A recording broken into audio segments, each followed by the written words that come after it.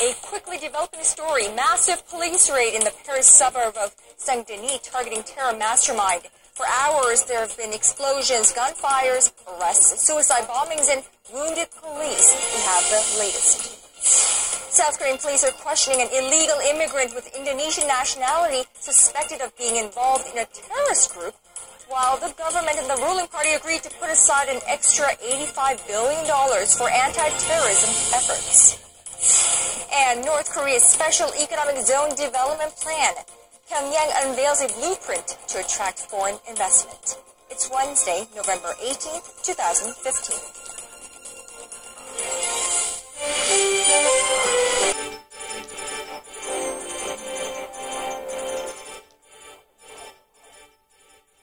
We want to welcome our viewers in Korea and all around the world. I'm Moon Gonyo. President Park Geun-hye is in Manila to attend the Asia-Pacific Economic Cooperation Summit set to kick off tomorrow. Well, the day before, the Korean leader met with business leaders from the 21 APEC economies. Our Hwang Sung-hee is traveling with the president, and she joins us from the Philippines. Sung-hee, what was on the president's agenda on the second day of her 3-day stay in Manila? Kanyang President Park met with the APEC Business Advisory Council, which is the private sector's voice in the APEC. The APEC is made up of 2 or 3 business leaders from each APEC economy, and the meeting has been held every year since 1996 on the sidelines of the annual summit. Now, what's important about the meeting is that it provides an opportunity for the Council to present the business sector's policy recommendations to the leaders ahead of the APEC summit. At Wednesday's talks, President Park said fostering the service industry is key to the growth of the Asia-Pacific region. President Park stressed the importance of the fostering of the service industry for the growth of the Asia-Pacific region and the creation of jobs for youth and women, and proposed regulatory reform as a key agenda for the improvement of the service industry. She said that since the service industry accounts for 2/3 of the region's GDP, President Park stressed the importance of the fostering of the service industry for the growth of the Asia-Pacific region and the creation of jobs for youth and women, and proposed regulatory reform as a key agenda for the improvement of the service industry. She said that since the service industry accounts for 2/3 of the region's GDP, it's an effective way to create more jobs. President Park shared Korea's drive for regulatory reform in promising service sectors like tourism and education. On the topic of sustainable development, President Park said Korea takes tackling climate change as an opportunity for creating future growth engines. She referred to South Korea's self-sufficient island project in Peru that aims to provide electricity to fruit processing plants with solar-powered generators and energy storage systems. Now, all this comes just a day before Thursday's APEC summit. This year, 21 world leaders will be putting their heads together for ways to build inclusive economies, and they will be releasing a joint statement after the summit. Kanyang? Thank you, Sung-hee. That was our Hwang Sung-hee reporting from Manila. Now, on the sidelines of the APEC leaders meeting, President Park Geun-hye held back-to-back summits with her Canadian and Filipino counterparts. For more, we turn to our Lee Soo-eun. Wednesday's summit between President Park and Canada's Prime Minister Trudeau was their first meeting since Mr. Trudeau took office early this month. Opening the talks, President Park expressed hopes that Canada will see real change under Trudeau's leadership, as his father had done when he was in office. Trudeau said that their bilateral free trade deal was a great one and expressed hopes for closer business ties. The Korea-Canada FTA, Ottawa's first trade pact in Asia, came into force in January this year. With the Philippines President Benigno Aquino, President Park asked for bolstered protection of South Korean nationals there. The Southeast Asian nation is notorious for having the most number of crimes targeting South Koreans, with 9 South Koreans murdered there this year alone. Mr. Aquino said the Philippines will consider expanding protective measures for South Koreans living and visiting the nation. He also reiterated Manila's support for President Park's North Korea policy based on building trust. Lee Soo-eun, Arirang News. Here in this country, police are questioning a man carrying an Indonesian passport for his possible involvement in a foreign terrorist group. Local authorities say they're now expanding the investigation to see if he was in any way in the work works of orchestrating a terrorist attack. Our Kim Ji-yeon has the details. Korea's police agency arrested an illegal immigrant with Indonesian nationality Wednesday who suspected of supporting a terrorist group affiliated with Al-Qaeda. The National Police Agency in Chungcheongnam, the province, says a 32-year-old came to the country on a forged passport in 2007. He's currently facing charges of violating Korea's immigration control law and for stealing someone else's identity to make a local banking account and debit card. The suspect is not facing terrorism-related charges as of yet, since authorities currently haven't found evidence that points to any plotting of committing a terrorist attack. But there are scores of evidence indicating the suspect supports a terrorist organization. While searching the man's home, authorities confiscated a Bowie knife, a model of an M16 rifle, and a number of books on Islam fundamentalism. Also, the man is suspected of supporting for months the Al-Nusra Front, the Syrian branch of Al-Qaeda, through social networking sites. The terrorist group is believed to have received financial and military support by the Islamic State group in 2012. Last month, he uploaded a photo of himself wearing a cap with the Al-Nusra Front logo nearby Gyeongbokgung Palace, one of the most visited tourist destinations in Seoul. He also uploaded a video clip that shows himself waving the group's flag at a local mountain in April. Local authorities say they're planning to expand their investigation to find out how far the suspect is involved in the terrorist group and see if there are other accomplices. Kim Ji-yeon, Arirang News. The South Korean government has also been busy coming up with anti-terrorism measures in the wake of Friday's terrorist attacks in Paris. To that end, the Korean government and the ruling party have agreed to put aside extra funds for counter-terrorism efforts. Our parliamentary correspondent Ji Myung-gil is at the National Assembly. Now, Myung-gil, this latest decision from a meeting earlier today, it involves the allocation of an extra budget specifically for anti-terrorism measures. Good evening, Kon-young. The government and the ruling Saenuri party have agreed to allocate an extra $85 million for terrorism prevention measures in Korea. This is what the ruling party had to say. I believe the newly allocated budget that we agreed upon with the government will help improve the safety of Korean citizens and enhance national security.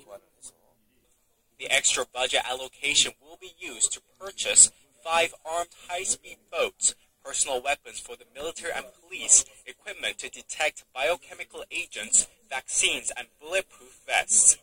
They also agreed to revise the nation's aviation laws to tighten security at airports and aboard aircraft. The government also plans to revise related legislation to make it mandatory for Korean nationals living overseas to provide fingerprints when entering the country if they plan to stay more than 90 days.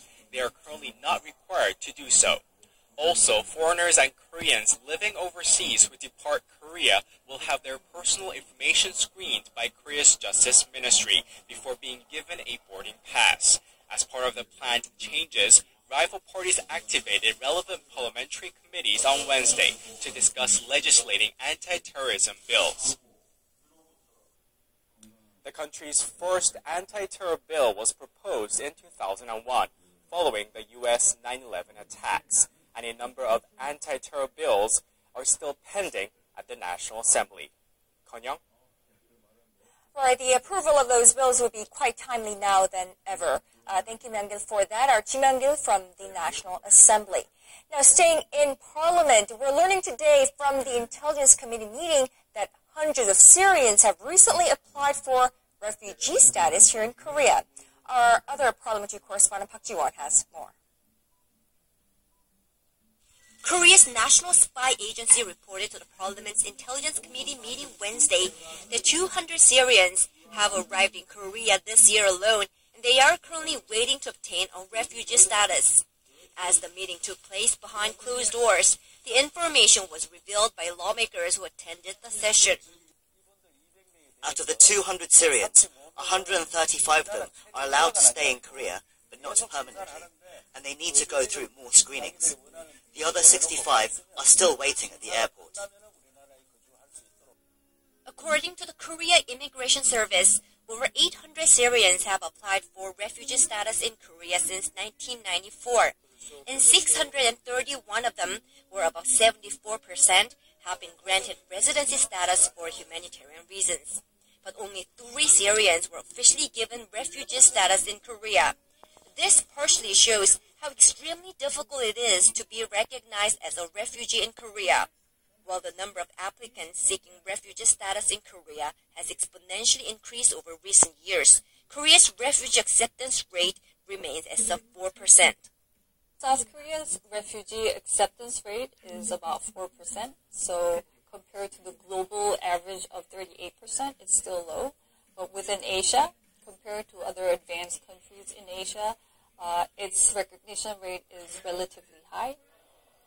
Refugee experts in Korea add that the Korean government's strict stance on refugee acceptance could be more flexible with the enactment of its own refugee law in the nation starting 2013 and the government's participation in international refugee resettlement programs from this year. 박지원, 아리랑 뉴스. We've been seeing dramatic scenes unfolding in Paris, a northern suburb of Saint-Denis, a teeming quarter with a large immigrant population this evening. And armed police carried out a deadly swoop on apartments in that area with the mastermind of Friday's terrorist attacks in Paris targeted in that raid. A lot of breaking news out of France today. Let's go live to our Kwon Jang-ho in the newsroom. Channel First, we've been getting reports that police took 2 suspects out from that raid just in the nick of time as they were moments away from carrying out another terror attack. Yes, good evening, Konyang. That's right. As you mentioned, 2 deaths have been confirmed by the French authorities, as well as 7 people arrested. The police operations officially concluded about 2 hours ago, and details are still emerging. Of the 2 who died, one is said to have been a woman who killed herself by detonating a suicide belt. The other was reportedly killed by a grenade. There were earlier reports of a bystander who was thought to have died, but that doesn't seem to be the case anymore. The French police have said that 5 police officers have suffered slight injuries. Well, Channel French media report that what led the authorities to the raid operations today was, in fact, a cell phone at the site of one of Friday's shootings.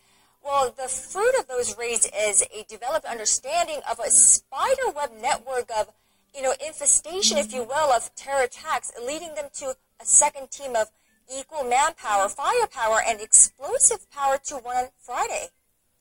Sure, as you previously mentioned, investigations led the French police to an apartment building in Saint-Denis, a northern suburb of Paris.